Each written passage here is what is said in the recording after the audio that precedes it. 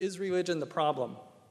Named one of America's most influential conservative thinkers by the New York Times, Dinesh D'Souza has spent decades at the forefront of politics, from serving as a policy analyst in the Reagan White House to teaching at Stanford University. Since the arrival of the so-called new atheists, however, D'Souza's focus has turned to defending religion. Having written the New York Times best-selling books, What's So Great About Christianity and Life After Death, The Evidence, D'Souza has fast become one of the world's foremost apologists, championing Christianity and Catholicism in particular in print, on television, and in debates around the globe. Christopher Hitchens, a self-described Marxist and anti-theist, is, one might say, the polar opposite of D'Souza. He was ranked as one of America's most influential liberals by Forbes magazine and has been hailed by the London Observer as one of the most brilliant journalists of our time. As with many of us, his life and thought have been significantly impacted by the religiously motivated violence and cruelty that he has witnessed firsthand and from afar. But unlike many of us, he has identified religion itself as the problem and has taken on the mission of opposing it. He's the author of numerous books, including the bestseller, God Is Not Great, How Religion Poisons Everything, and he is now commonly characterized as one of the four horsemen of atheism. Now, on with the show. I give to you Christopher Hitchens.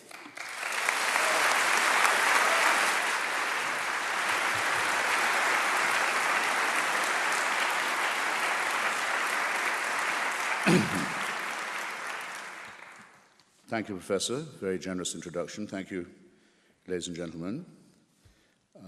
My first duty, which is also a pleasure, is to thank the University of Notre Dame for inviting me onto its terrain, and Mr. O'Duffy in particular, in an institution that's also identified, I believe, with the great history and people of Ireland, for taking the revenge of arranging for English weather to greet me. Now, I've been given 15 minutes, which isn't that much, but I could do it in a way in two, like this, as a proposition.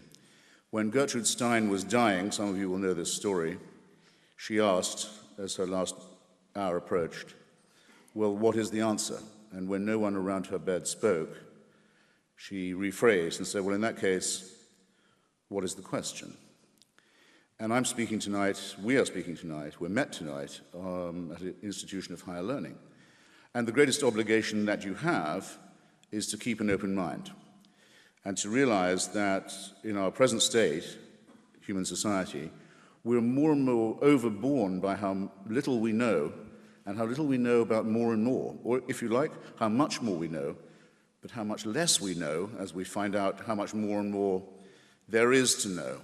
In these circumstances, which I believe to be undeniable, the only respectable intellectual position is one of doubt, skepticism, reservation, and free, and I'd stress free and unfettered inquiry. In that lies, as it has always lain, our only hope.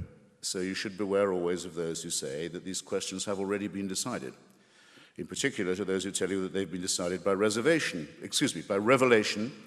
that there are handed down commandments and precepts that predate, in a sense, ourselves, and that the answers are already available if only we could see them, and that the obligation upon ourselves to debate ethical and moral and historical and other questions is thereby dissolved. It seems to me that that is the one position, it's what I call the faith position, that has to be discarded first. So, thank you for your attention, and I'm done.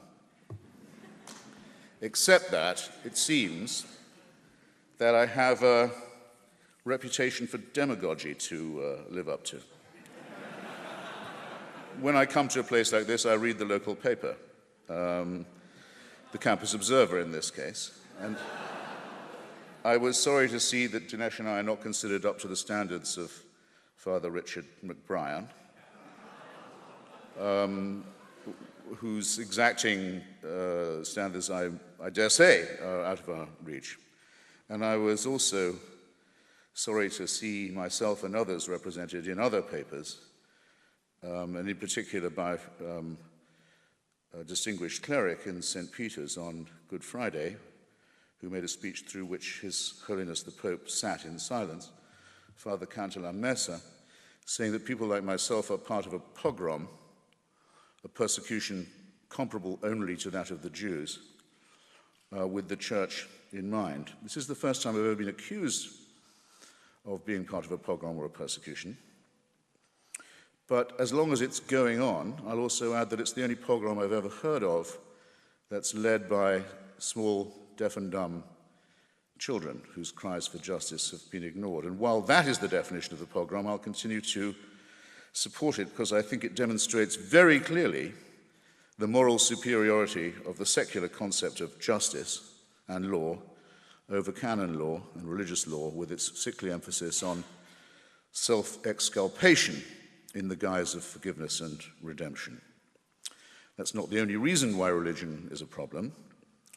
It's a problem principally because it is man-made, because to an extent it is true, as the church used to preach when it had more confidence, that we are, in some sense, originally sinful and guilty.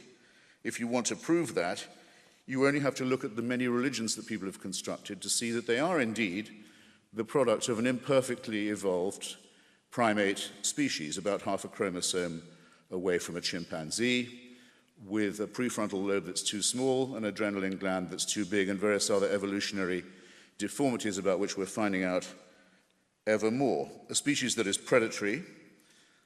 Man is a wolf to man, homo homini lupus, as has well been said. A species that's very fearful of itself and others and of the natural order. And above all, very, very willing, despite its protestations of religious modesty, to be convinced that the operations of the cosmos and the universe are all operating with us in mind. Make up your mind whether you want to be modest or not.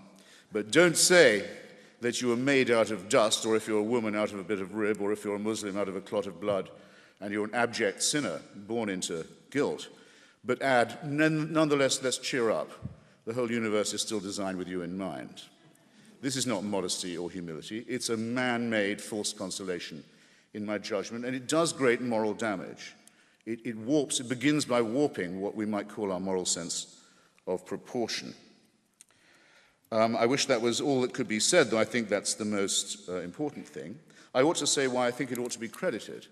And I ought to add that my colleagues Richard Dawkins and Daniel Dennett have been very generous in this respect. This debate would be uninteresting if religion was one-dimensional. Religion was our first attempt to make sense of our surroundings. It was our first attempt at cosmology, for example, to make sense of what goes on in the heavens.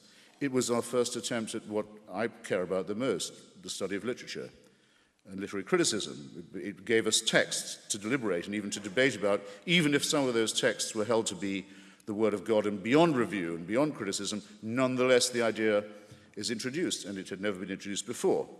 It's our first attempt at healthcare, in one way. If you go to the shaman or the witch doctor, and you make the right propitiations, the right sacrifices, and you really believe in it, you do have a better chance of recovery. Everybody knows it's a medical fact. Morale is an ingredient in health, and it was our first attempt at that too. It was our first very bad attempt at human solidarity because it was tribe-based, but nonetheless it taught that there were virtues in sticking together.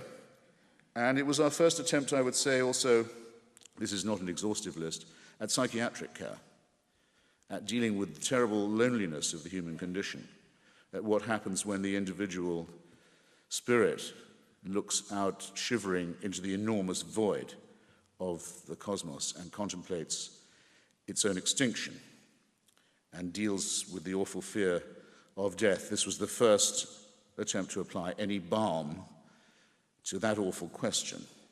But, as Charles Darwin says of our own evident kinship with lower mammals and lower forms of life, we bear, as he puts it in The Origin of Species, we bear always the ineffaceable stamp of our lowly origin. I'll repeat it, the ineffaceable stamp of our lowly origin. Religion does the same thing.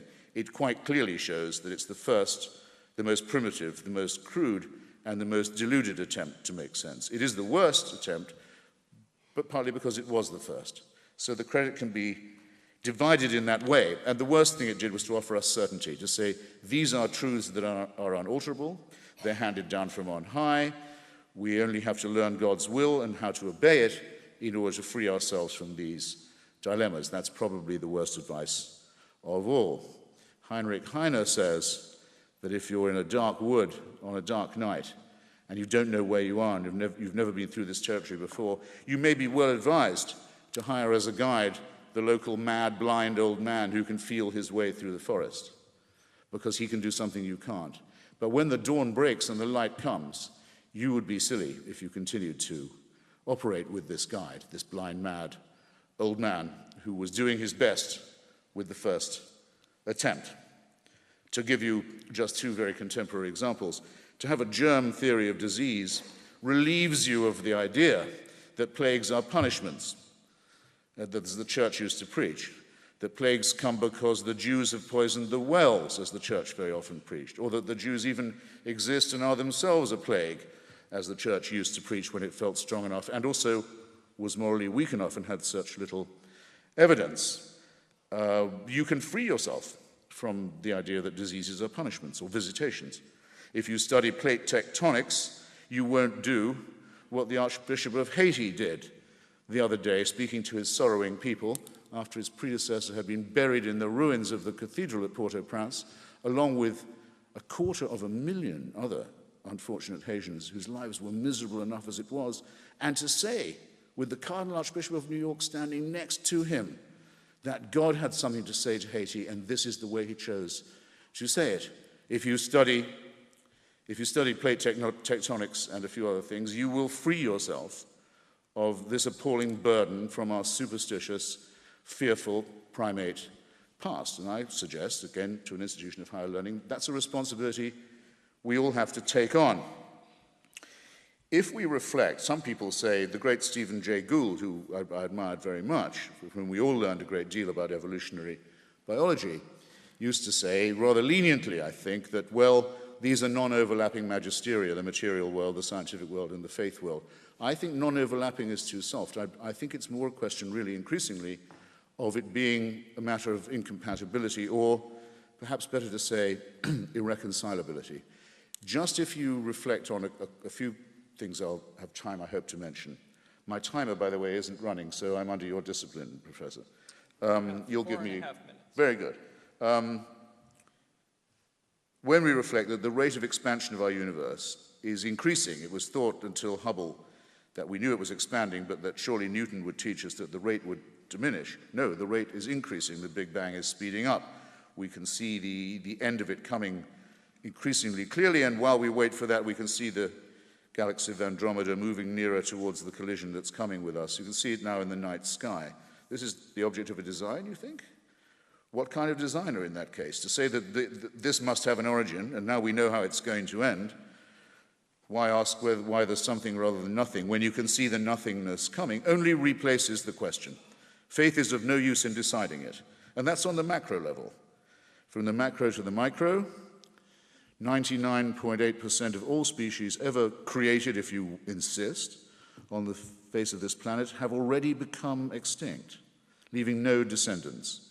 I might add that of that number, 3 or 4 branches of our own family, Homo sapiens, branches of it, the Cro-Magnons, the Neanderthals, who were living with us until about 50,000 years ago, who had tools, who made art, who decorated graves, who clearly had a religion, who must have had a God, who must have abandoned them, who must have let them go. They're no longer with us. We don't know what their last cries were like.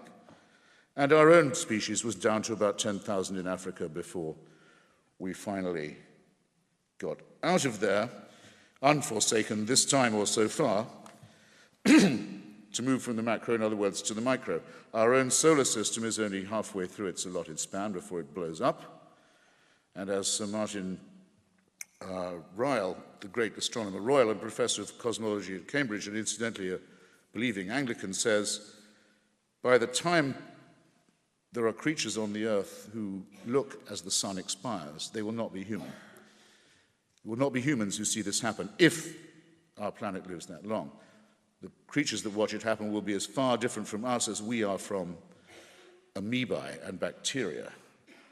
Faced with these amazing, overarching, titanic, I would say awe-inspiring facts, like the fact that ever since the Big Bang, every single second, a star the size of ours has blown up while I've been talking Once every second, a star the size of our sun has gone out. Faced with these amazing, indisputable facts, can you be brought to believe that the main events in human history, the crucial ones, happened 3,000 to 2,000 years ago in illiterate desert Arabia and Palestine, and that it was at that moment only that the heavens decided it was time to intervene, and that by those interventions we can ask for salvation? Can you be brought to believe this? I stand before you as someone who quite simply cannot, and who refuses, furthermore, to be told that if I don't believe it, I wouldn't have any source for ethics or morality. Please don't pile the insulting onto the irrational and tell me that if I don't accept these sacrifices in the desert, I have no reason to tell right from wrong. 1 minute. 1 minute. Good.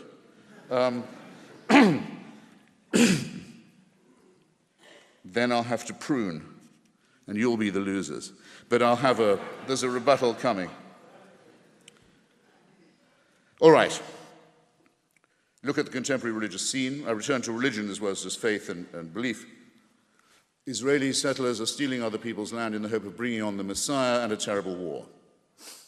On the alternative side, as it thinks of itself, the Islamic jihadists are preparing a war without end, a faith-based war based on the repulsive tactic of suicide murder. And all of these people believe that they have a divine warrant, a holy book, and the direct word of God on their side. We used to worry when I was young, what will happen when a maniac gets hold of a nuclear weapon? We're about to discover what happens when that happens. The Islamic Republic of Iran is about to get a nuclear weapon, and by illegal means that flout every possible international law and treaty. Meanwhile, in Russia, the authoritarian, chauvinistic, expansionist regime of Vladimir Putin is increasingly decked in clerical garb by the Russian Orthodox Church with its traditional allegiance to Tsarism, serfdom, and the rest of it. And Dinesh would have to argue, I'll close on this, Dinesh would have to argue that surely that's better than that there be a mass outbreak of secularism in Russia and Iran and Israel and Saudi Arabia. And I would call that a reductio ad absurdum. And I'll leave you with it, and I'll be back. Thanks.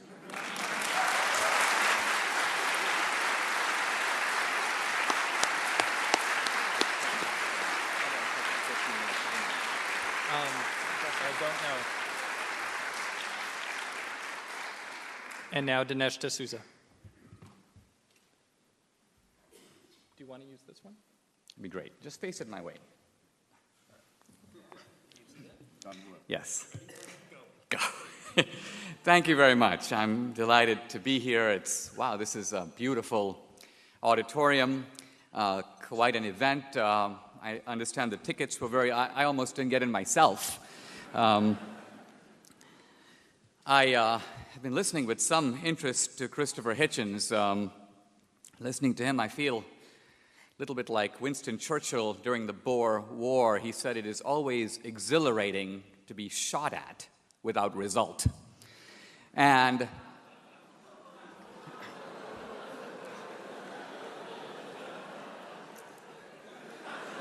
I say this because even if everything that Christopher Hitchens says is true, he has hardly demonstrated religion to be a very serious problem at all. He seems to say that religion is built into human nature. It's an evolutionary development, that man has been searching for explanations since he set foot on the planet. Religion supplied functional explanations. Now perhaps we have better ones. Even if all this were true, I'm going to dispute it and show it's not true, but even if it were true, this would hardly be a damning indictment of religion. Science itself has developed in the same way. It's been an explanation. It's gotten better over time. But what I want to do is meet Christopher on his own ground. He says we should be doubters, and I'm going to be a doubter.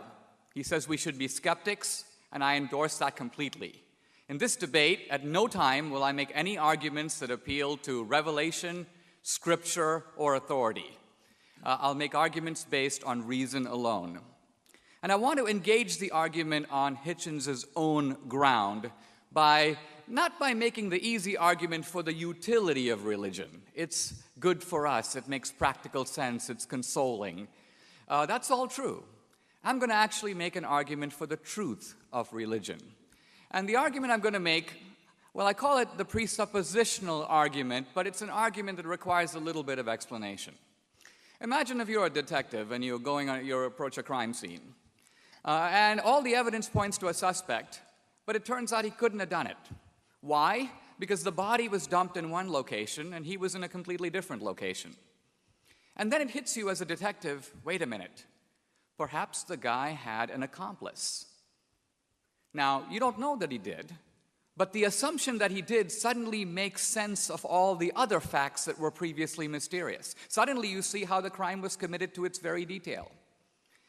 If this seems like a little bit of an unusual way to argue, I want to emphasize that this is precisely the way in which scientists argue when faced with new phenomena.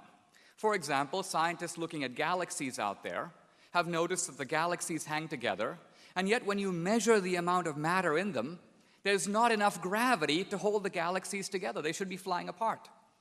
And so scientists presuppose that there is some other form of matter, they call it dark matter, that must be there exercising a gravitational force. So even though we can't see the dark matter, it's detectable by no instrument, it explains what we do see.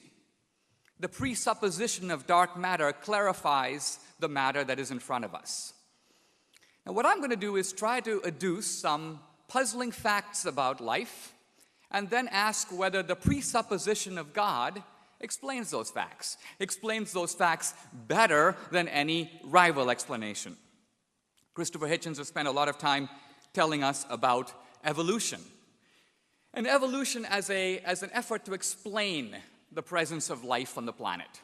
But of course, evolution does not explain the presence of life on the planet. Darwin knew that. Evolution merely explains the transition between one life form and another. That's very different from accounting for life itself. Consider, for example, the primordial cell.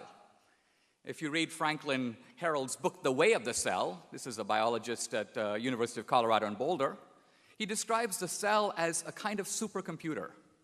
It is of a level of complexity. Even Richard Dawkins, in his work, describes the cell as a kind of digital computer.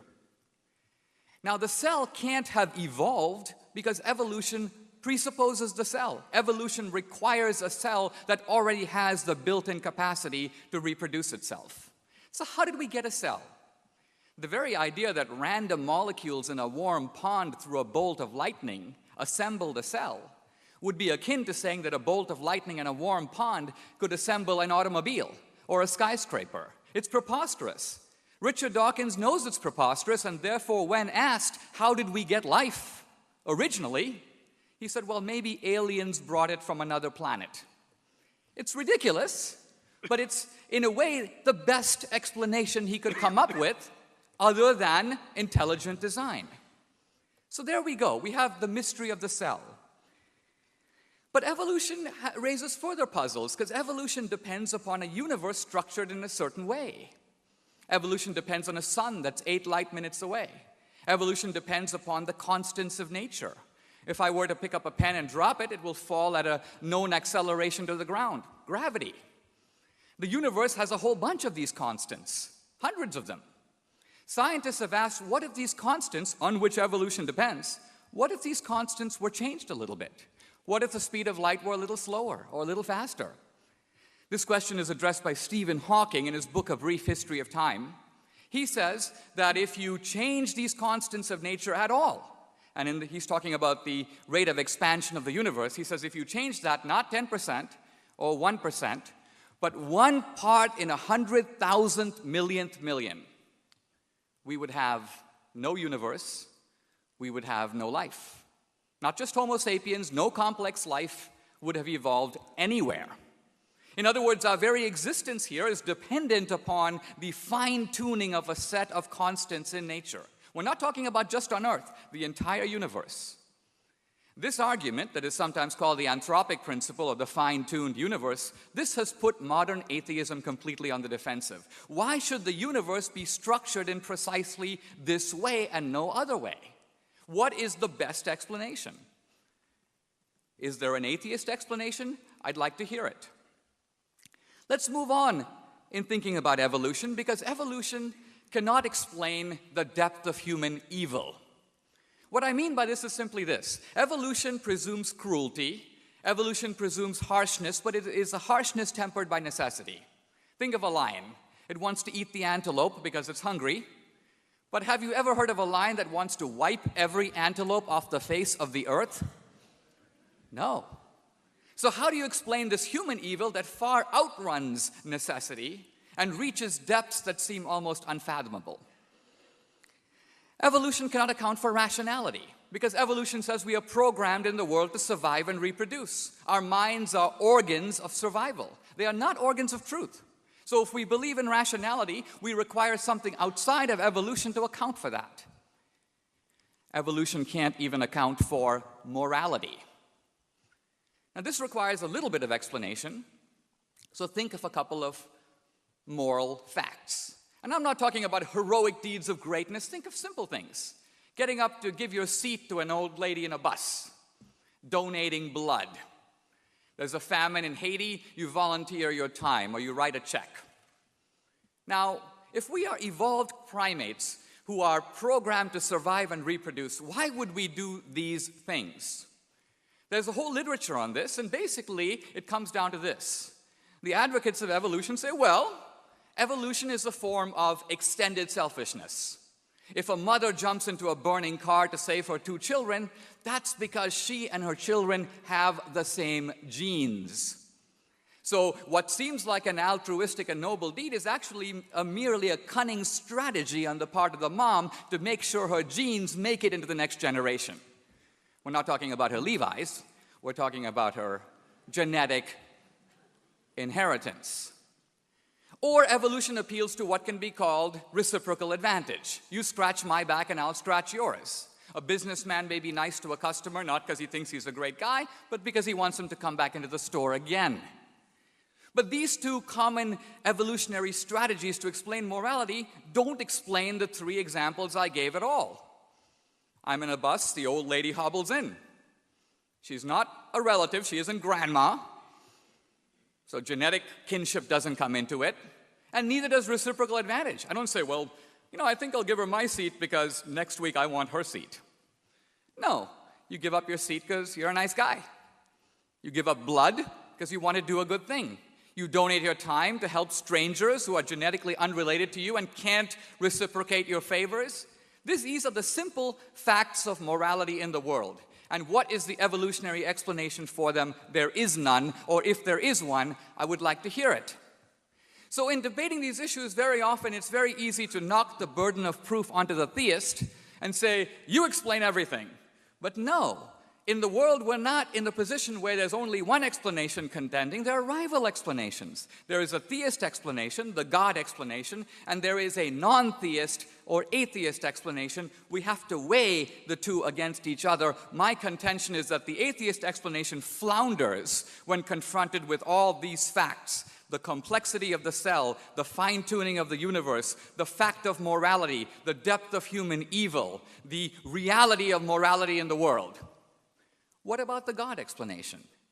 Seems obvious to me it does one heck of a lot better. Why do we have a cell that shows the structure of complexity?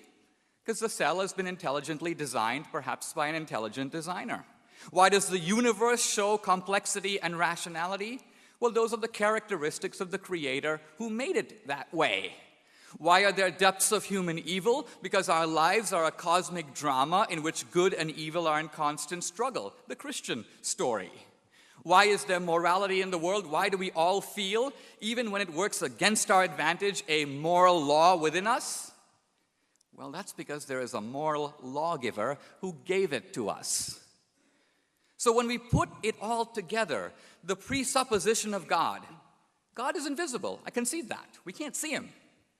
But if we posit him, all these mysterious facts, suddenly the lights come on. It provides an explanation. Now again, with any presuppositional argument, there may be a better alternative explanation. And so I put the ball into Christopher Hitchens' court to say, if you can explain these facts better than I can, I will happily, as a skeptic, concede to your point of view. Give me a better explanation for these facts. I leave you with this thought. Ultimately, we know that belief is good for us. If it was a primitive explanation of 3,000 years ago, why would it be the case that religion hasn't disappeared 3,000 years ago? Why is it the case that we're actually seeing religious revivals around the world? Why is the fact of religious experience? It's almost as if you go to a village and 95% of those people in the village say, we know this guy named Bill.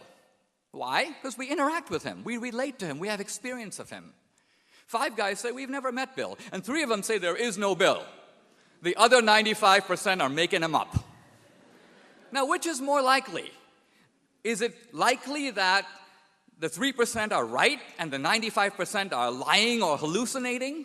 Or is it more likely that the 95% are right and the other 3% just don't know the guy? When you look at the fact of religious experience in the world today, to simply write it off as a primitive explanation of why ancient man couldn't explain the thunder seems idiotically unrelated to the fact that religion serves current needs and current wants. So religion is not the problem. God is not the problem. God is, in fact, the answer to the problem. Thank you.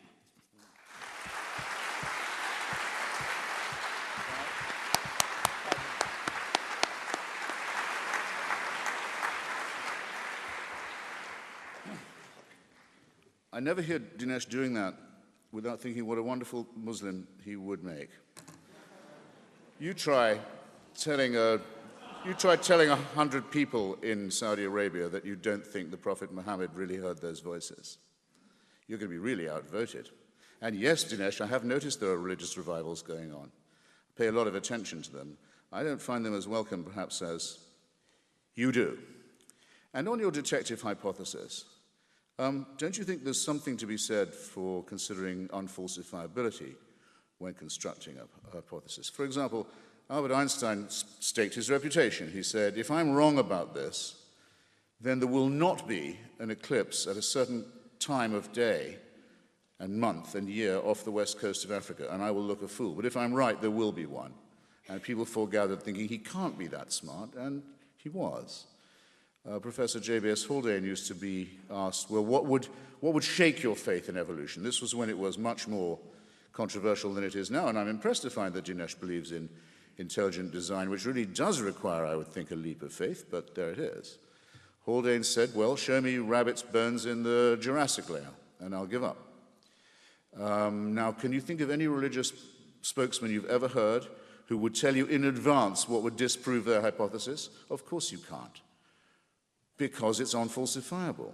And we were all taught, weren't we, by Professor Karl Popper, that unfalsifiability in a theory is a test not of its strength, but of its weakness. So you can't beat it.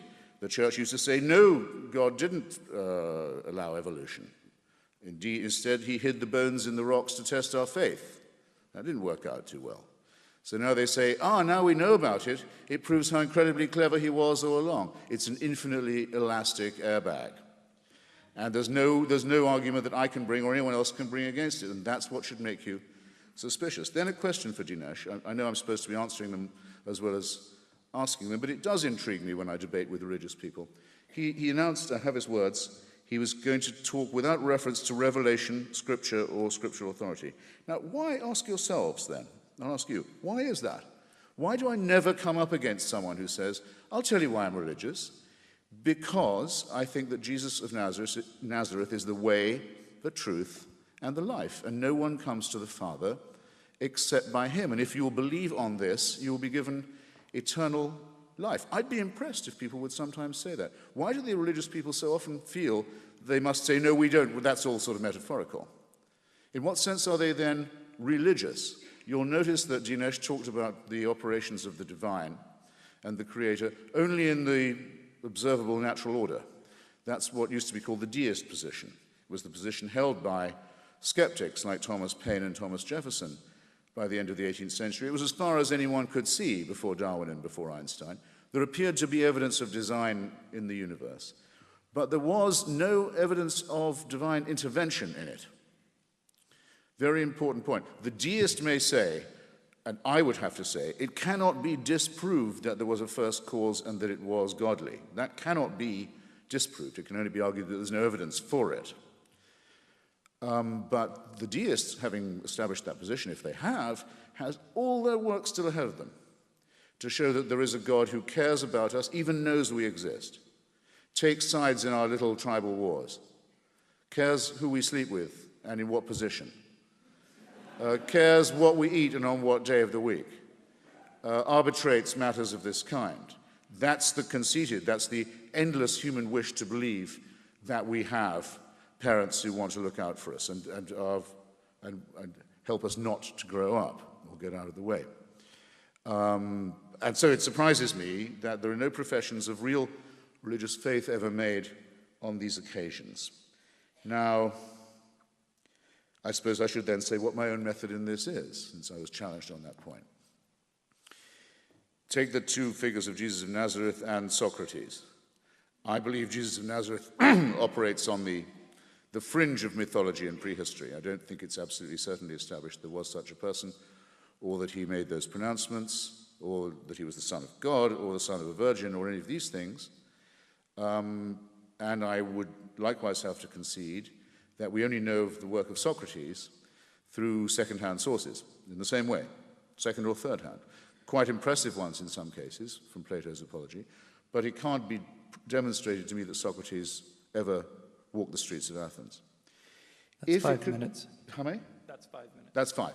Just quickly, though. If it could be shown to a believing Christian, the grave of Jesus opened and the body of him found and the resurrection disproved, if that could be archaeologically done, for the sake of argument, it would presumably be a disaster for you. You'd have to think, then we're alone. Then how are we going to know right from wrong? What can we do? I maintain with Socrates that, on the contrary, the moral problems and ethical problems and other dilemmas that we have would be exactly the same as they are. What are our duties to each other? How could we build the just city? How should we think? How can we face the possibility of our loneliness? How can we do right and do wrong? These questions would remain exactly as they are, and as they do.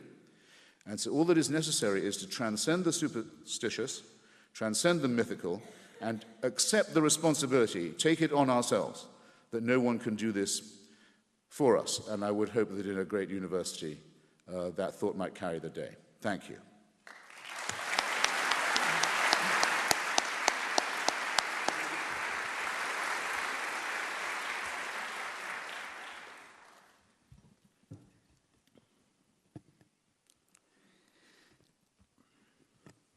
Somewhat like the mosquito in the nudist colony, I'm trying to decide where to begin. I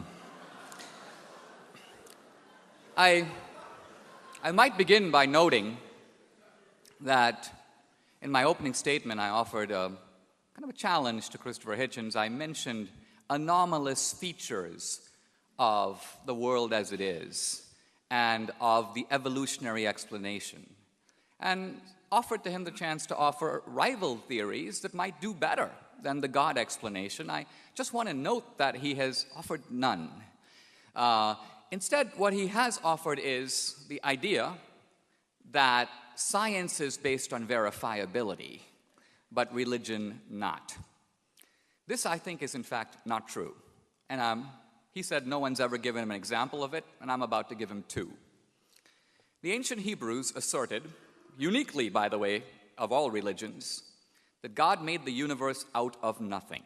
Now, incidentally, the idea that God or gods made the universe is a very old idea.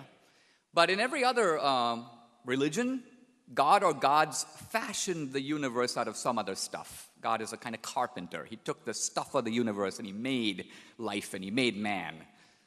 But the Hebrews said no, there was nothing, and then there was a universe. And I want to suggest that modern science has proved this to be 100% correct. If you go to an introductory physics class at Notre Dame, you will learn that as a direct consequence of the Big Bang, not only did the universe have a beginning, not only did all the matter have a beginning, but space and time also had a beginning. In other words, first there was nothing, no space, no time. And then there was a universe with space and time. Suddenly the Christian concept of eternity, of a God being outside of space and time, which for centuries was scientifically unintelligible, is now not only coherent, but riding alongside the most cutting-edge discoveries in modern physics and modern astronomy.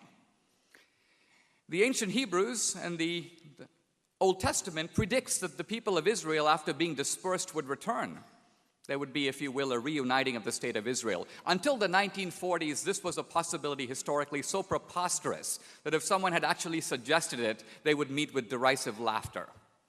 And yet, it has in fact happened, just as the Bible said it would. Now, these are not scientific theories. If you talk to the ancient Hebrews and say, how do you know that there was nothing and there was a universe? They didn't do any scientific experiments.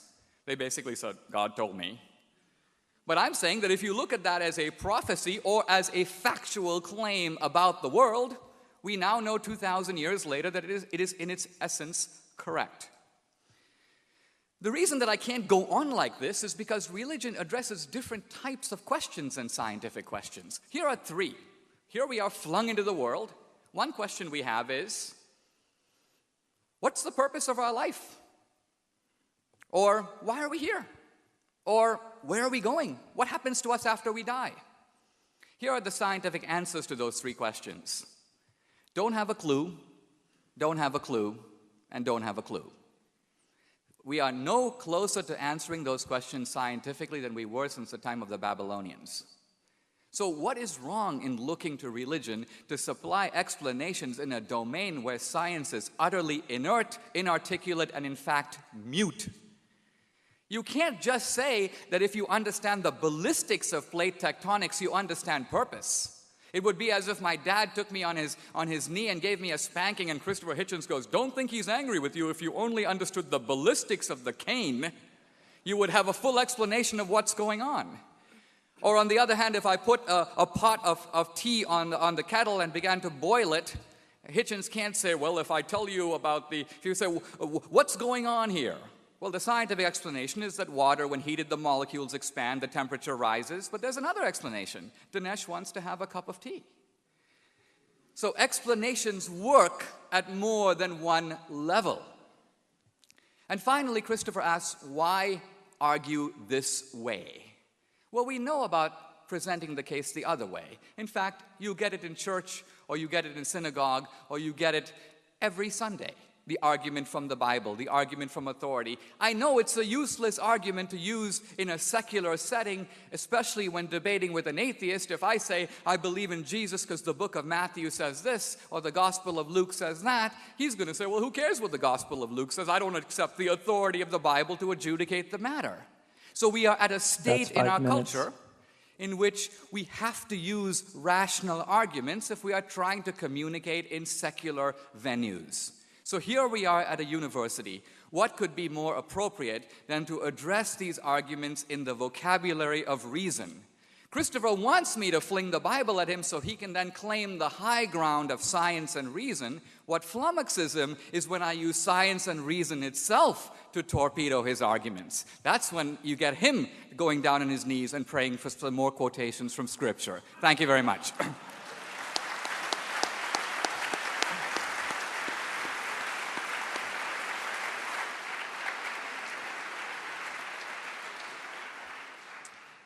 We now have time for questions. We have two microphones down in front. If you have a question for either of our speakers, please come forward and line up. It has been suggested that I start the question period with a question for each of our two speakers. That's an opportunity I gladly accept. After I'm done asking questions, I'll field questions from the audience. Please, you're free to indicate to whom your question is directed, but we'll give both speakers the opportunity to weigh in. Please limit yourself to one brief question. I'm the only one that gets two. If your question runs long, I will interrupt and ask you to focus it. If it continues to run long, I will ask you to sit down. If it continues to run long, you don't want that to happen. There will be no follow-up questioning. Once you've asked your question, please step aside from the mic, and those are the ground rules. So now I'll start with questions. As I understand it, the basic argument that Christopher Hitchens is giving, I haven't seen the text, but as I understand it, the argument can be summed up roughly like this. Religion gives explanations, science gives better explanations. Our job is to go with the best explanations. So we ought to go in for science all the time and set religion aside as superstition. D'Souza wants to address this on Hitchens' turf. So I'm going to start by asking a question of D'Souza. It looked like your goal was to show that theistic explanations are in fact better than scientific explanations. As I saw it, what you in fact said showed that scientific explanations are often problematic, incomplete, and gappy, but I don't think you showed that theistic explanations are better. And just to pick a couple of examples, so for example, you talk about the fine-tuning argument. So here's a case where maybe belief in God explains certain features of the universe better than atheistic theories would. But of course, one wonders if the world is superintended by a perfectly good God, whence the Holocaust, right? Whence all manner of horrendous evil and suffering. And so all of a sudden it looks like the appeal to God to explain features of the universe, it's not clear that theism's winning. Take morality too, right? On the one hand, sure, we maybe can understand where moral laws come from if there's a divine lawgiver. On the other hand, Christianity has a doctrine of original sin. Christianity has other things that confound our moral intuitions, right? So again, it's not clear that theism wins. Well, that's a lot to chew on. Look, the standards that I'm appealing to are, in a way, very intuitive. We have currently a major scientific project to look for life on other planets. Now, truth of it is, if we were to get information that on, let's say, the moon Europa, we found hieroglyphics, some interesting architectural structures, some apparent roving vehicles, this would settle the argument. Right away, we would conclude, as long as we didn't put them there, that there must be some other forms of life that have done that. If someone came along and said molecules of sand assembled themselves into all this, this would be an explanation, but a stupid one compared to the inference to intelligent design. So, in fact, the scientists say that even if we get radio signals in Morse code, they would be adequate to demonstrate the existence of intelligent life elsewhere. So my point is, let's apply the reasonable standard. If we see a fine-tuned universe, what's more likely? Someone fine-tuned it, or it fine-tuned itself? Could the universe have created itself out of nothing? Is there some alternative explanation for the data at hand? No. So I'm simply saying, let's go with the best explanation. By the way, my argument isn't eternal. If 20 years from now you had a scientific argument that was better, that said, hey, we figured it all out, I would go with that.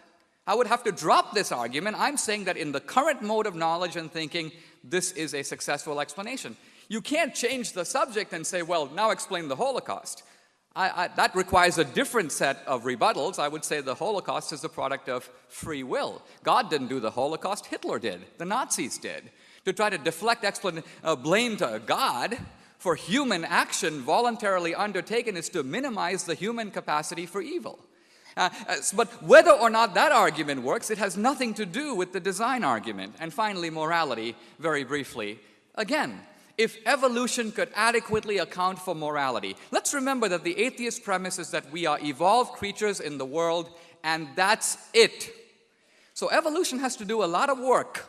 It has to explain the human desire to give blood to strangers. If it can't do that, then it fails as an adequate explanation for a very important form of human behavior, morality, that is seen in every culture known to man. It requires explanation. I have an alternative explanation, that in human beings there are two parts. We are evolutionary creatures in the world. That explains why we desire sex and we desire food to survive, to reproduce. But then I have this other thing inside of me, what Adam Smith calls the impartial spectator.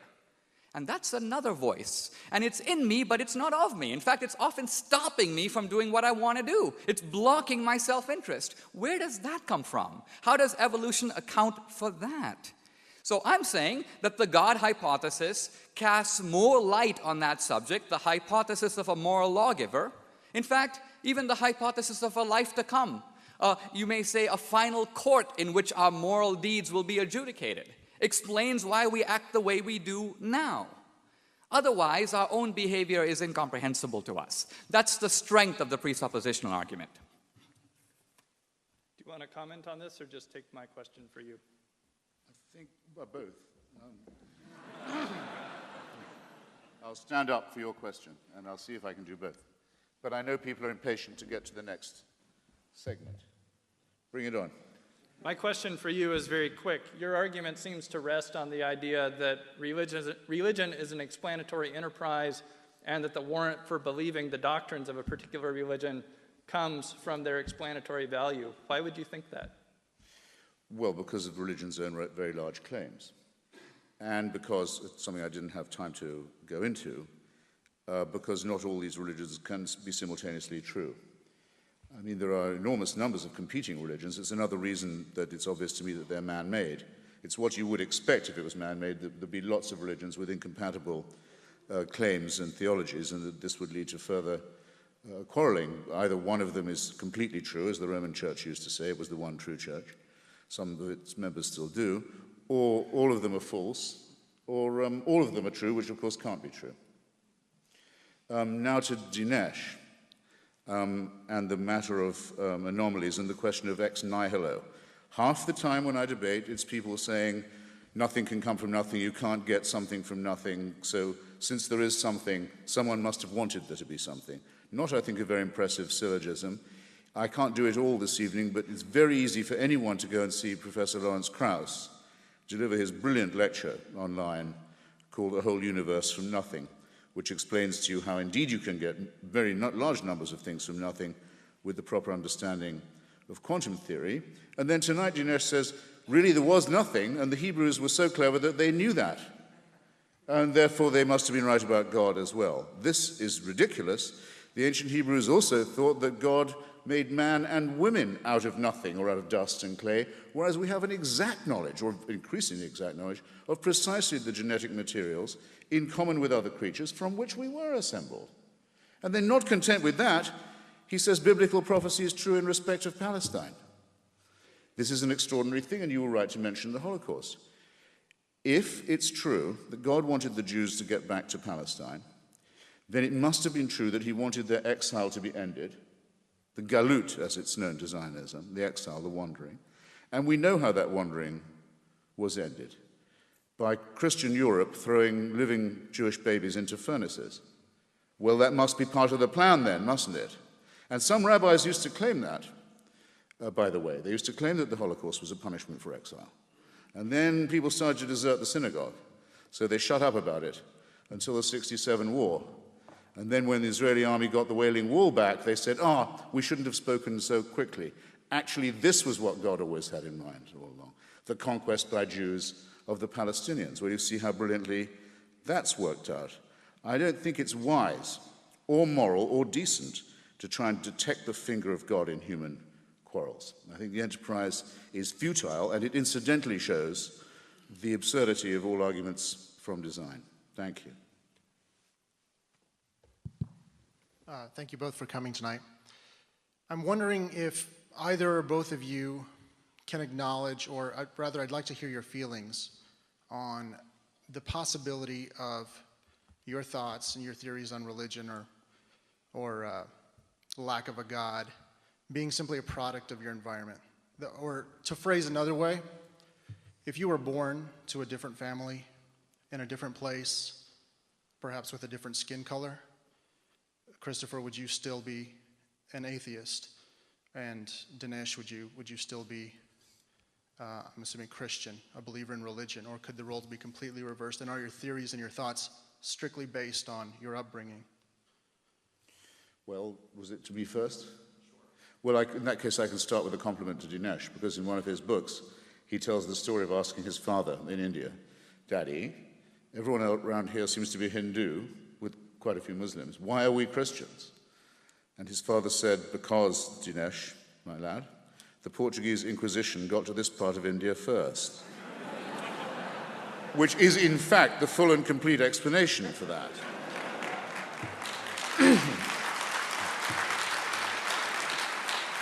Actually, so you can tell Dinesh was very well brought up in this respect, and he's made the most of it. Obviously, in my case, this does not apply because, obviously, if you ask someone in Buffalo, why did you go to the Roman Catholic Church, he'll say, because my parents were from Poznan. it's the overwhelmingly probable explanation. Why do you go to a Greek Orthodox church? My parents were born in Thessaloniki. Of course this is true, but there are a lot of people who convert. In fact, quite a large number of Muslims on their way out of Islam embrace Christianity, which is a very risky thing to do. It must be something they care a lot about, and I think one should take seriously. And though it was relatively easy for me, being born in England and emigrating to America, to leave the Church of England behind, that, believe me, is no sweat. Our great religious poet, our great Christian poet, George Herbert, refers to the sweet mediocrity of our native church. What do you get if you cross an Anglican with the Jehovah's Witness?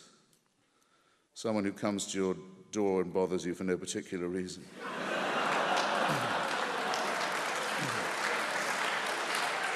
So,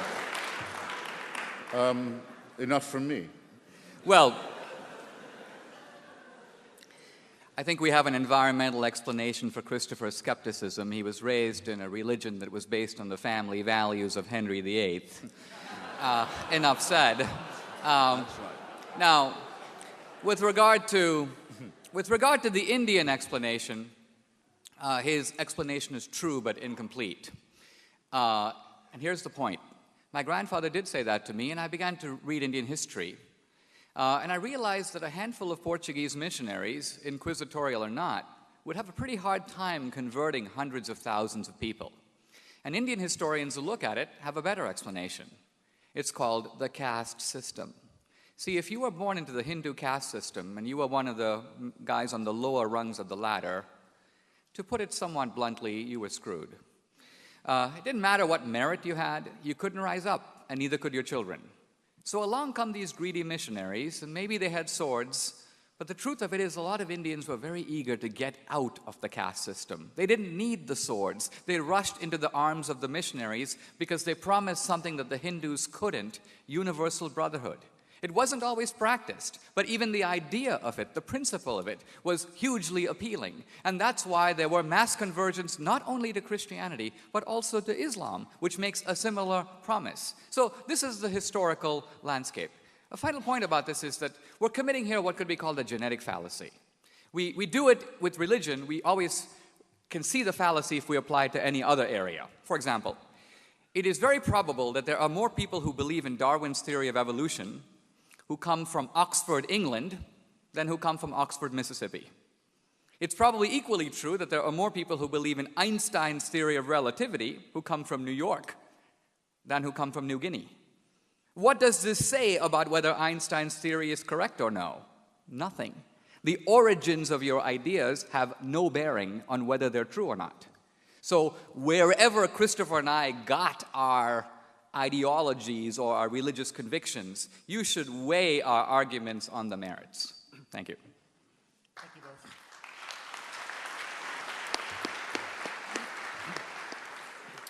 both. Mr. D'Souza, you mentioned that you would only speak basically in secular terms, in terms of defending your faith without appealing to revelation or anything of that sort. Do you feel that there is an advantage for the world population at large for religious people to be required to defend their faith in such a venue, or do you feel that we would be better off if you had the luxury of only defending your faith within congregations of the faithful and without counterpart skeptics to demand that sort of intellectual line? I've argued that I think that Christians need to learn to be bilingual. And by that I mean to speak perhaps two languages, a Christian language at home or in church, and a more secular language in the public square. Not because we want to wear two faces, but because we want to make our arguments accessible to people who may not share our assumptions. And so a lot of times, if someone says, you know, what do you think about gay marriage? The Christian opens to the book of Leviticus, not recognizing that the person he's talking to does not recognize the authority of Leviticus to decide the matter. So it becomes a futile enterprise, two ships in the night. The only way to have debate is to meet on some common ground. And in that sense, I think in a democratic society, the common ground of reason is a perfectly appropriate language for democratic discourse. So what we're doing here is a secular intellectual enterprise. If I was speaking, as I sometimes do, in a megachurch or at a Catholic event, I might speak in a little different language, but that's because I'm speaking to an audience with different assumptions.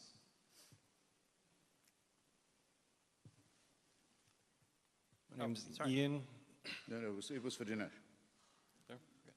I'm Ian from the Michiana Skeptics. My question is for Dinesh.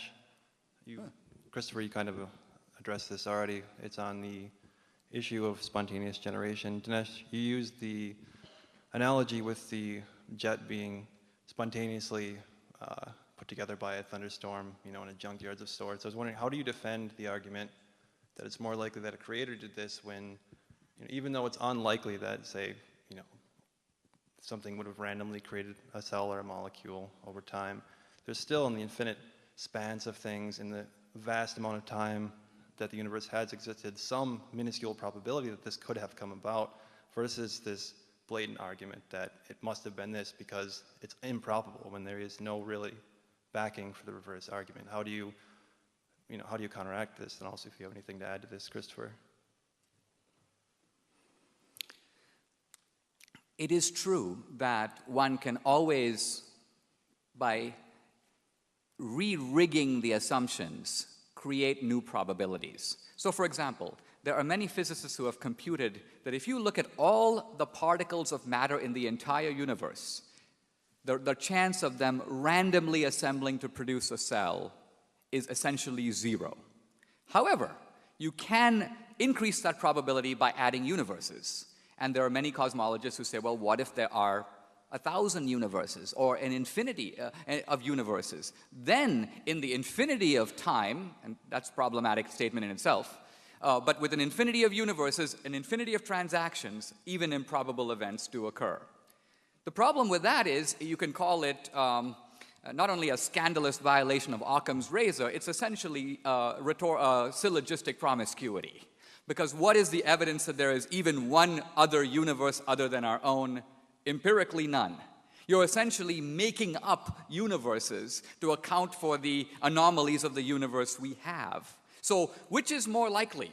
It's almost as if the atheist, to try to abolish one invisible God, has to fabricate an infinity of invisible universes. I mean, I'd like to believe that, but frankly, I don't have that much faith.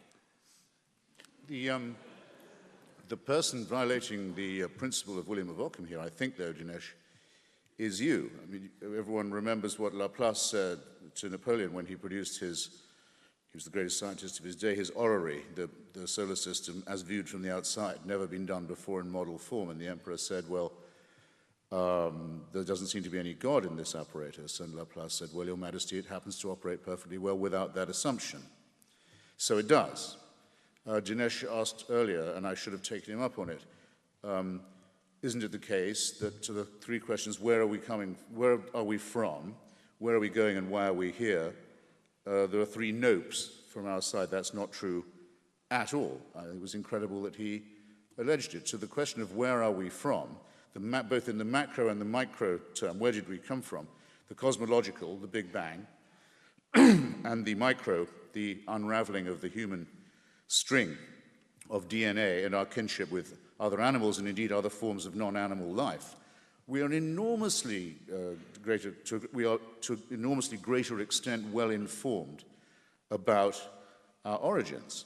And what we don't know, we don't claim to know. Very important. My admitting that I don't know exactly how it began is not at all the same as Dinesh's admission that he doesn't know either, because he feels he has to know. Because if it's not a matter of faith and it's not a matter of God, he can't say he believes in it a little bit. It must be a real belief to be genuine, and it must have some explanatory value. And he doesn't hold it very strongly, and it doesn't explain anything for which we have better explanations. Likewise about where we are going. We have a very good idea now of the time and place, if you like, the time anyway, when our universe and our sun, and indeed the cosmos, will come to an end. Dinesh might say, well, then if you look at the Bible, it proves right all those who said the end of the world is at hand. There's biblical authority. In fact, it just proves we were right all along.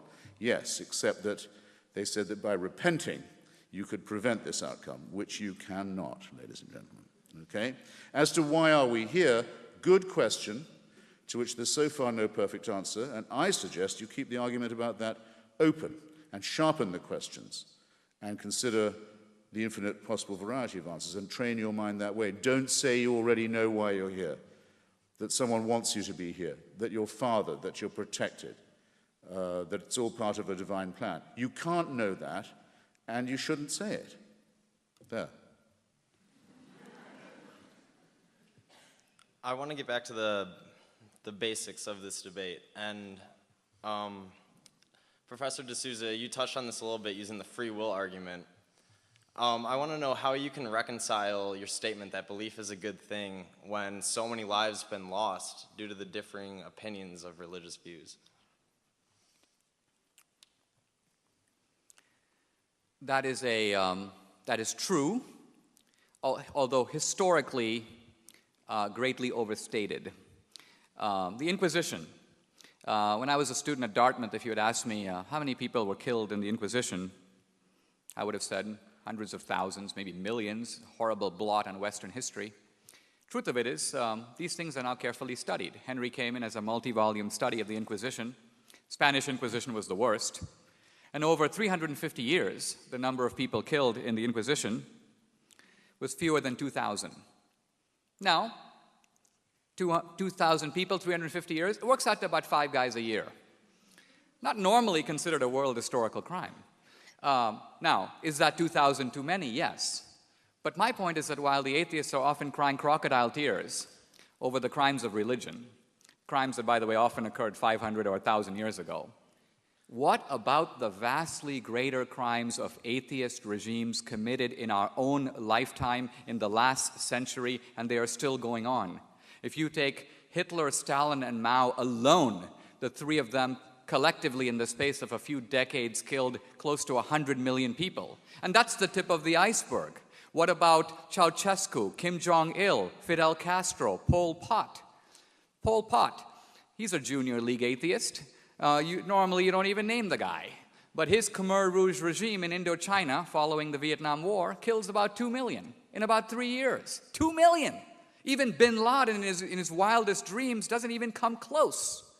So I'm all for looking at the historical record, but let's look at it fairly and not blame religion for crimes when there are vastly greater and more recent crimes committed by atheist regimes. Let's look at all sides of the ledger.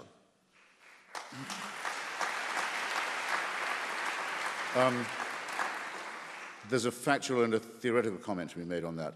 First, I think you're flat out wrong on the Inquisition. Not that the numbers game is crucial, but the Inquisition in the Americas caused Father Bartolomeo de las Casas to convene a great meeting at the University of Salamanca to consider whether the Christian world should ever have gone as conquistadors, because the genocidal price paid by the people of old Colombia, pre-Colombia, was so high. Slavery, torture, burning. No one knows what the numbers are, but they're horrifying. The second, the 30 Years' War has to be considered a war of religion, and we don't know how many people were killed there either, but the retarding of civilization was absolutely gigantic, as well as the appalling harvest of innocent population. Third, at the beginning of the First World War, a clash of empires, all of the imperial leaders were, in a sense, theocrats. The Ottoman Empire was a theocracy by definition. Kaiser Wilhelm II was the head of the Protestant Church in Germany. The Tsar of Russia was the head of the Russian Orthodox Church in Russia. The King Emperor of Britain, George V, was the head of the Church of England, as you say, rightly founded on the family values of Henry VIII. Civilization has not recovered from the retarding process of that war either. In fact, we never will get over what happened in that war. And those are wars of religion. Just to stay with the point of fact and on the secular, the allegation that the other killers are secular. Of the first one you mentioned, Adolf Hitler, it has to be said that I can almost give you the page reference of Mein Kampf, where he says that his desire to slaughter the Jews is because his fealty to the work of the Lord. He regards it as a holy cause. That's in Mein Kampf. Maybe he doesn't have the authority to say that, but you can't call him secular. On the belt buckle of every Nazi soldier, it read, Gott mit uns, every single one of them, God on our side. Just as the Confederacy had Deo Vindice as its official motto in the Civil War for slavery. It's been calculated by the Catholic historian Paul Johnson that up to 1/3 of the SS were confessing Catholics. If you change the word fascism, if you take it out of the history of the 1930s, just remove it, pretend it doesn't exist, call it a propaganda word, insert instead extreme Christian right wing, you have not to alter, you don't have to alter a thing about the spread of fascism from Portugal through Spain, across to Croatia, to Slovakia, where the head of the Nazi puppet regime was a priest in holy orders, Father Tiso. Vichy, Austria, you know the story, or if you don't, you should. Or anyone here who considers himself a Catholic should know that. This is not, I'm sorry to say, ladies and gentlemen, secularism. Of the others, I would actually say Pol Pot had a very extreme idea of a restoration of the old Buddhist authority known as the Angkar. But let me not quarrel too much. What was wrong with these heroic mass murderers? That they all thought that they could bring about an ultimate history. They all thought that with them, history would be consummated. History would, in fact, come to an end. They were messianic. The whole problem to begin with is the idea that human beings can be perfected by force, or by faith, or by conquest, or by inquisition. That can take an explicitly religious form or just another messianic form, but it reinforces the point I began with. Take nothing for certain. Don't believe in any absolutism. Don't believe in any totalitarianism. Don't ask for any supreme leader in the sky or on earth, for that way lies madness and torture and murder, and always will. May I answer briefly, just given the nature of the topic? Let me say very briefly, first of all, Las Casas was not protesting the work of the Inquisition. He was protesting the work of the conquistadors. There's a big difference between the Spaniards who came for greed and gold and to take slaves, and the church, which sent missionaries. The missionaries were on the side of the Indians and convened the debate at Salamanca, at which the Pope decided that the Indians have souls and that the Spanish conquest should be stopped. Never in human history, by the way, has a ruler ordered a conquest stopped for moral reasons, and it was the missionaries who made that argument. So factually, it is not true that the deaths of the Indians, most of which, by the way, were through malaria and other diseases to which they had no immunities, but it had nothing to do with the missionaries. It was driven by the greed of the conquistadors. The 30 Years' War. Look at the history of the 30 Years' War and you'll see, look at the alliances. If they broke down neatly into Catholic versus Protestant, you could say perhaps it's a religious war, but they didn't. Catholic France began to ally with the Protestants the moment that the Protestants began to lose. Right away you see that territorial wars over power and land are now being presented as wars of religion. Was World War I a religious war? That would make every war a religious war. World War II was a religious war. In other words, just because France is Catholic and England is Protestant doesn't make it a religious war if they're fighting over territory. Hitler. Now, here we have to be a little careful, because in Mein Kampf, Hitler has a long section on propaganda in which he says, do not be afraid to lie to make your case. There is a book edited by the distinguished historian Hugh Trevor Roper called Hitler's Table Talk. It gives detailed accounts assembled by Martin Boring himself of Hitler's views on a wide range of subjects. Hitler hated Christianity. He was not a religious believer. He might have been some sort of a Teutonic pagan. He might have believed a weird form of ancient polytheism, but no recognizable form of monotheism, and he detested Christianity. So I'm doing the Lord's work was tactical. He wanted the support of the Bavarian Catholics and the Lutheran Protestants, and so he invented what he called the Aryan Christ, the Christ who comes back to avenge himself on the Jews. The churches didn't go for it. So this is a complex history. I've written about it myself. The bottom line of it is, my point isn't that Hitler was an atheist, but that the 20th century saw secular regimes which tried to get rid of traditional religion and morality and establish a new man and a new utopia, the secular paradise. And look what it brought us, an ocean of blood, a mountain of bodies. So for this reason, I'm concluding that it is this effort to enforce secular utopia and not religion that is responsible for the mass murders of history.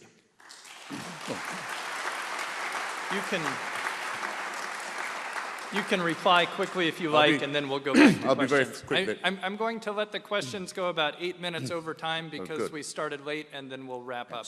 No, I should be quick. In that case, Dinesh, you gracefully withdraw the allegation that National Socialism and Fascism were secular or atheistic, and I'm grateful for your generosity. Second, that people change sides in religious wars for opportunist reasons doesn't particularly surprise me. You can spend a lot of time telling a Protestant in Northern Ireland who has a picture of King William painted on the side of his house that when King William fought the Battle of the Boyne, his ally was the Pope. The Protestant sort of knows this, the Ulster Protestant, but he doesn't really believe it's true, happens to be true. Of course it's opportunistic. Why is it opportunistic? Because religion is man-made, as I began by saying. It's what you would expect if religion was the creation of aggressive, fearful primates. It's exactly what you would expect. And the same would be true of its non-religious attempts to create paradise, because it's asking too much of people, and it leads to fanaticism and torture and murder and war. So all you succeed in doing is replacing the question. No, there's no teleology. No, there's no eschatology. No, there's no ultimate history. No, there's no redemption. No, there are no supreme leaders here or anywhere else. Thank you.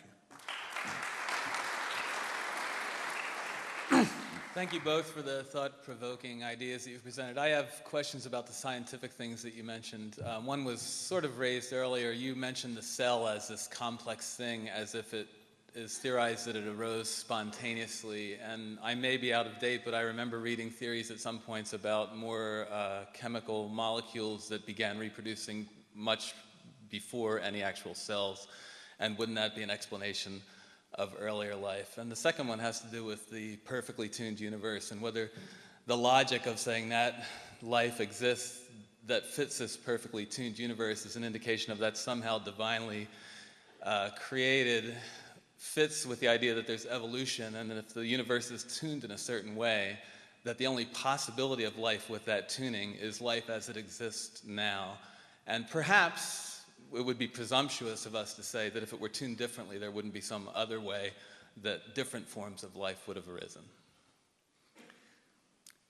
Let me address those points in sequence. With regard to the cell, Darwin speculated that it might have come about in a warm pond. In the 1950s, there were some experiments that generated some amino acids, and there was a lot of excitement thinking that there might be a way to recreate in the laboratory the ingredients of life. Those experiments haven't gone anywhere, but more importantly, that in the real world wasn't a laboratory. Even if you could recreate the ingredients in a laboratory using all the laboratory apparatus, it doesn't mean it happened. You have to show that it could have happened that way in nature. So the point I'm simply saying is based on current knowledge, and all arguments have to be based on what we know now. We're all open to new ideas in the future. There is currently no good explanation. And all I'm saying is that in any other sphere of life, if I was walking down and looking in an alley and I see a head rolling around, I conclude that somebody committed suicide or somebody killed someone. It's a reasonable inference from the data. You could say, well, that's a rather presumptuous conclusion. There might have been natural ways in which the head detached itself from the... And there could be, but what's the most plausible under the circumstances? Normally, when we see intelligent activity, what is science but an effort to excavate intelligence out of nature? The reason we need Newton and Einstein is because intelligence is hidden in nature.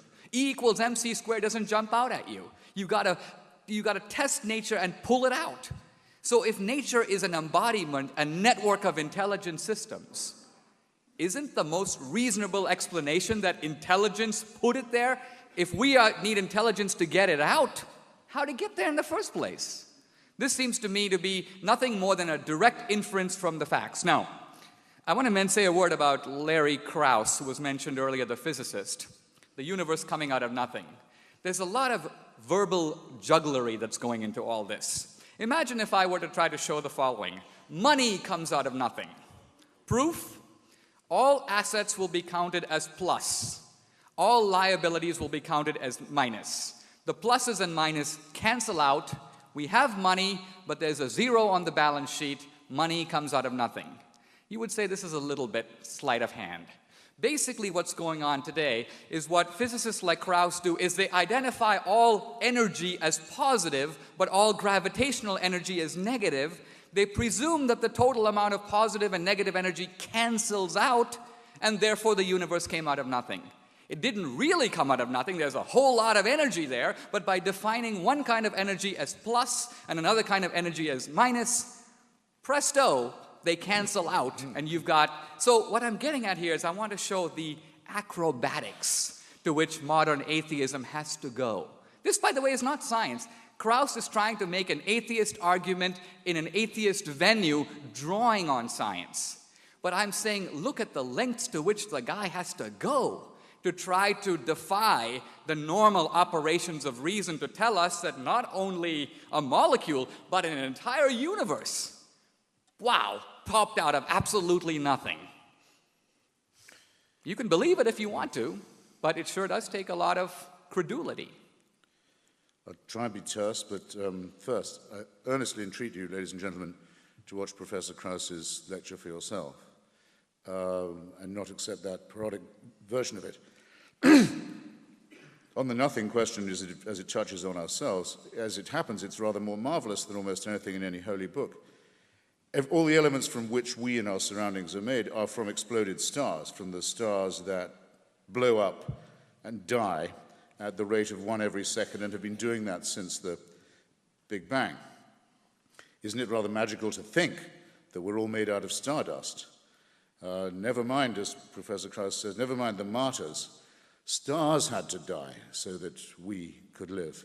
This is a very essential reflection to be having, and it dwarfs the religious explanations. You didn't notice, Dinesh, that the gentleman asked at the end, couldn't it have turned out another way, which I think was possibly the crux of his question. I'd recommend another study to you. Sorry. Excuse me. Professor Stephen Jay Gould, who I mentioned flatteringly earlier, in spite of my disagreement with him about the non-overlapping magisteria, did a marvelous paleontological book called The Burgess Shale. This is a half of a mountain that's fallen away in the Canadian Rockies, revealing the whole interior core of a great mountain. So you can read off as if on a screen it's more like a bush actually than a tree, all the little tendrils of evolution of reptiles, birds, plants, and so on as they sprout up, branch off. And many of them stop. Nothing happened to them. They were quite promising, but they went nowhere. And it doesn't go up like a tree. It goes all over the place like a bush. Well, says Professor Gould, it's one of the most unsettling, vertiginous thoughts I've ever heard from a paleontologist. Suppose that we could, which in a way we can, rewind this as if onto a tape. Get the Burgess Shale, get the outlines of the book, rewind it, play it again. There's absolutely no certainty it would come out the same way, that all those branches would go off and diverge and die out or flourish in the way that they do as they did. It's completely governed by uncertainty. There are any number of conceivable outcomes up with which evolution could have come. It's another version of our selfishness, our self-regard, I might say, our solipsism, that we cannot easily unconvince ourselves that all of this happened so that the Pope could condemn masturbation. If I can offer a very, very brief rebuttal. We're now plumbing into the depths here a little bit. I do want to point out that Gould's thesis, rewind the tape of life and it would come out differently, which is by now a few decades old, is challenged by the world's leading expert on the Burgess Shale, Simon Conway Morris, a paleontologist in England, and also by Christian de Duve, a Nobel laureate in chemistry. And their argument is no, that essentially Gould had it wrong. Gould was guessing that every evolutionary pathway would cut very differently. But the latest evidence is that that's not so. Consider the evolution of the eye. For a long time, in a sense, 6,000-year creationists would say, how could the eye evolve? Turns out that the eye has evolved multiple times, and it's evolved in similar ways. That is telling us that evolution is not this random thicket.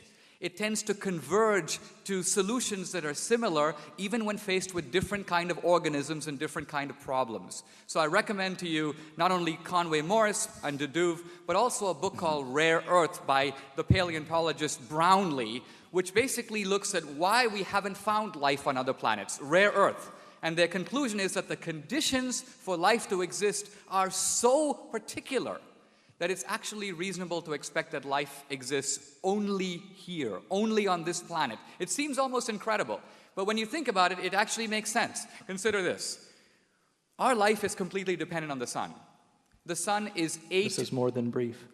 Oh, you're right. I'm being carried away, so I'll stop here and we'll go to the next question. Do you have a very brief reply?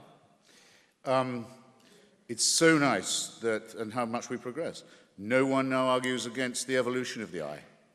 Now the argument of the evolution of the eye is completely conceded, and then it's used against Stephen Jay Gould. The thing to read there is Richard Dawkins' chapter on the multiple evolutions of the eye, including the fish that have four, is to be found in Climbing Mount Improbable, to which I also recommend you. As for, I agree with you that it's very overwhelmingly likely that our planet is the only one that supports life. Certainly, we know in our own little suburb of the solar system that all the other planets don't support life. They're either much too hot or much too cold, as are large tracts of our planet, and we have every reason to know now that we live on a climatic knife edge, and in the meantime, our sun is preparing to blow up and become a red dwarf. I ask you, whose design is that? We will take one more question. I'm going to ask each of our speakers to let their reply to this question also double as their closing remarks. Now I feel bad, though. It better be a great Choose well, man. Okay, Tread softly, for you tread on our dreams.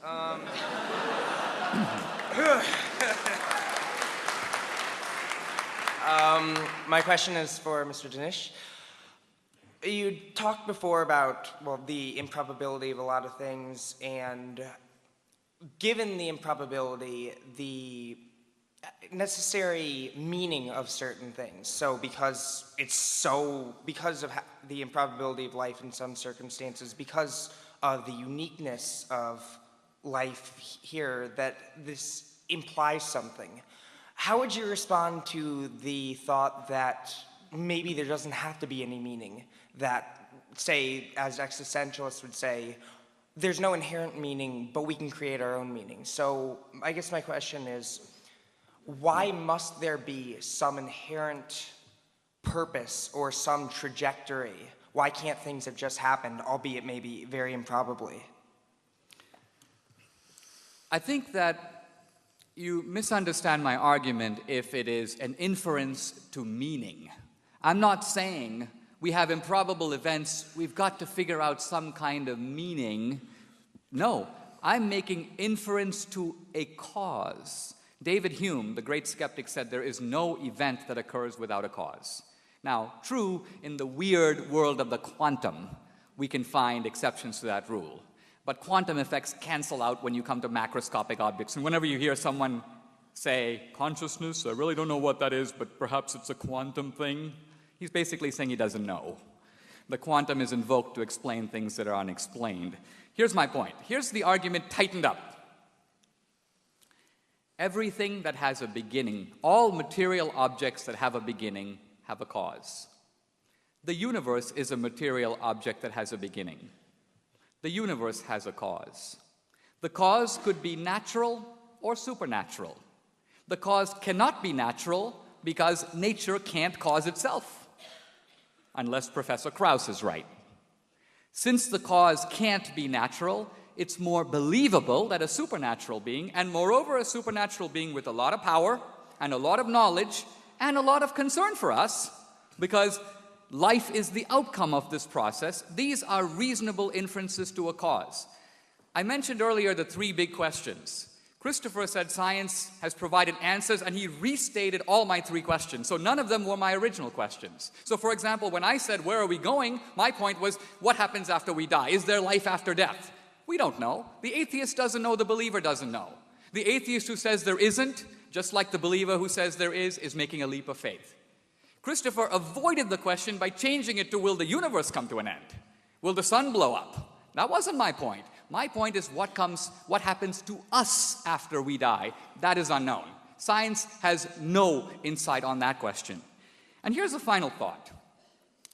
Very often we use evolution as a catch-all explanation, but we don't subject evolution to the critical scrutiny that we subject religion. For example, Christopher invoked earlier, and it's been repeatedly invoked, Freud's idea that we invent the afterlife because we want to live forever. We're upset with life, we have suffering, we have death, we imagine another world that's better. No suffering, no death, heaven. Now, the only problem with this, first of all, is that religions not only posit heaven, they also posit hell. And if you're going to make up another world to compensate for the difficulties in this one, it's very odd that you would make up hell. Hell's a lot worse than diabetes, or even death, because death is just turning off the computer. But there's an evolutionary argument against this that has now discredited the Freudian explanation. And what is that? Evolution says that we are creatures programmed to survive and reproduce. It is very costly for us to invent schemes that are not true and to invest costly resources, especially for primitive man, to give money to priests, to build cathedrals and pyramids, to invest in the next life. Evolution ruthlessly punishes that kind of extravagance. And that's why this Freudian theory, which was very fashionable 60 years ago, has fallen into disrepute among scholars. It makes no evolutionary sense. So the bottom line I'm getting at here is, in a debate like this, I've been very pleased with this debate. I think it has been actually at a higher level than a lot of debates on this kind of a topic, and even some of our debates. I think we've been able to raise it to another level. Ultimately, I want to show that the believer's position, no less than the atheist's, is an attempt to grapple with the facts, to make sense of the data, to illuminate rationally the world that we live in. Faith is not a substitute for reason. Faith only kicks in when reason comes to an end. When there are explanations and they stop. I date my wife for 3 years. I then want to decide if I should propose. I put in reason. I try to see where it goes. But then I say, what is life with her going to be like for the next 50 years? And there's no way to know. I can say, well, I'm going to be an agnostic. I'm going to wait for the data to come in. Well, if I do that, she'll marry someone else, so we'll both be dead. The data will never be in. At some point, rational knowledge has to give way to practical action. And faith is the bridge between limited, always limited human knowledge and the inevitability and necessity of human action. That ultimately is something that knowledge can teach us. Thank you very much.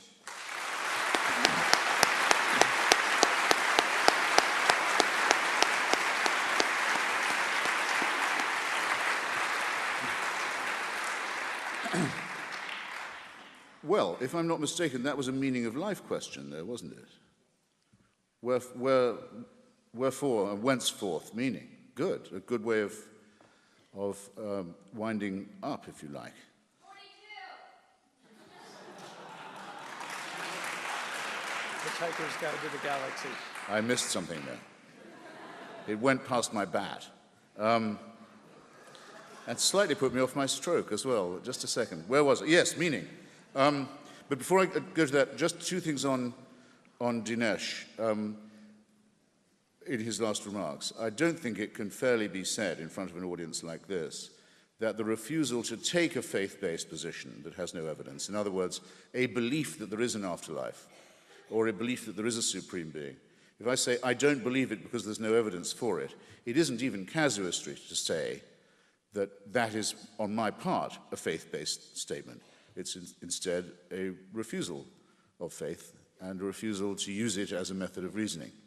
So it's not comparing like with like at all. Second, not just completely to defend Sigmund Freud, Dinesh is right in criticizing Freud's future of an illusion to the extent that when people are subject to wish thinking, we might expect them to be purely hedonistic, only to want the best, to say, let's imagine a comforting future while we are about it. There's something that will cheer us all up. As a matter of fact, we're not as nice as all that. We don't want everyone going to hell. Excuse me, we don't want everyone going to heaven.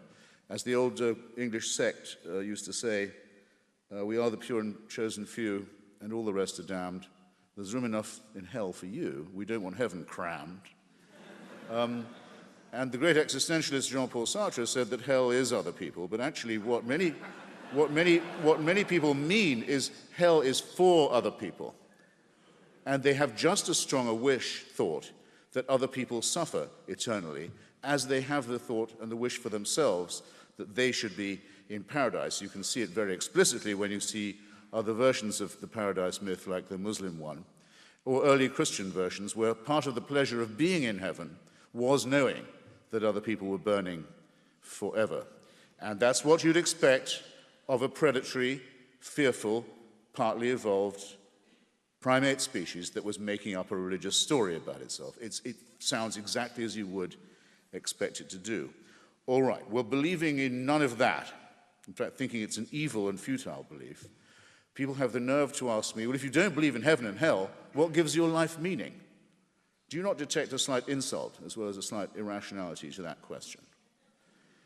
You mean I'd have much more meaning in my life if I thought that I would die and I'd be given one chance, or would have been given while I was alive, one chance, and if I'd made a mistake, I'd be condemned eternally.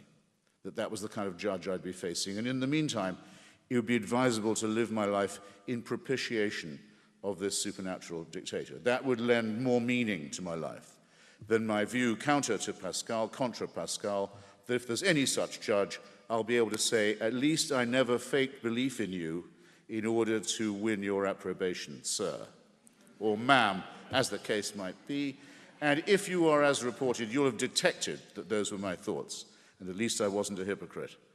Pascal says, no, at least pretend you believe. It's win-win. This is corrupt reasoning. It's the reasoning of a huckster. And it lends no meaning to life at all. Still, why do I care? For example, why do I care? Why do I care about Rwanda? Why do I care about my Iranian friends fighting theocracy? Why do I give up my own time to them? Well, I'll tell you why, and I say it, I suppose, at the risk of embarrassment. It gives me great pleasure to do so.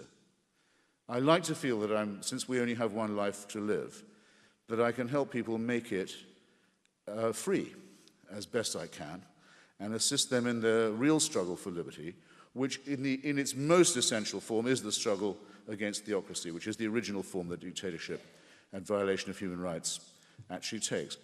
I enjoy doing it, and I enjoy the sort of people it makes me come in contact with. And I like giving blood. Passively, I mean. I don't like spilling it, but I don't mind having it run off me in a pint, because strangely enough, it's a pleasurable sensation. And you know that someone else is getting a pint of blood, and you aren't losing one, because with a strong cup of tea or Bloody Mary, you'll get it back. Or both, you'll get it back. So it used to appeal to me in my old socialist days. It's the perfect model for human solidarity. It's in your interest to do it. Someone else benefits, you don't lose, and if, like me, you have a rare blood group, you hope that other people do the same thing, so there's enough blood when your own turn comes. And it's an all-round agreeable experience. And it's not like being fearful of judgment. It's much more meaningful than that. I think it's often believed of people like myself that there's something joyless in our view. Where is the role in the atheist world, the unbelieving world, for the numinous or the ecstatic or the transcendent? Well, come on. Those of us who can appreciate poetry and music and love and friendship and solidarity are not to be treated as if we have no imagination, as if we have no moral or emotional pulse, as if we don't feel things at nightfall when music plays and friends are around, as if we don't get great pleasure when we don't meet to repeat incantations we've had dinned into us since childhood. We don't feel so insecure that we must incant and recite and go through routine and ritual. We meet to discuss our differences and to discuss the latest challenges to our worldview from people like Dinesh. We try and use the method of the Socratic dialogue even when its conclusions are unwelcome to ourselves. And therefore, I can't recommend atheism as morally superior, I can say that at least it faces the consequences of its belief with a certain stoicism. We might wish for eternal life, but we're not going to award it to ourselves as a prize for work we haven't yet done. So my closing recommendation is, why not try the Stoical and Socratic life for yourself? Why not examine more closely the tradition, the great tradition that we have from Lucretius and Democritus that goes through Galileo, Spinoza, Voltaire, Einstein, Russell, and many others, a tradition, I think, much greater than the fearful and the propitiatory and the ritualistic. I've been enormously grateful for your kindness in having me here, and I want to thank you again.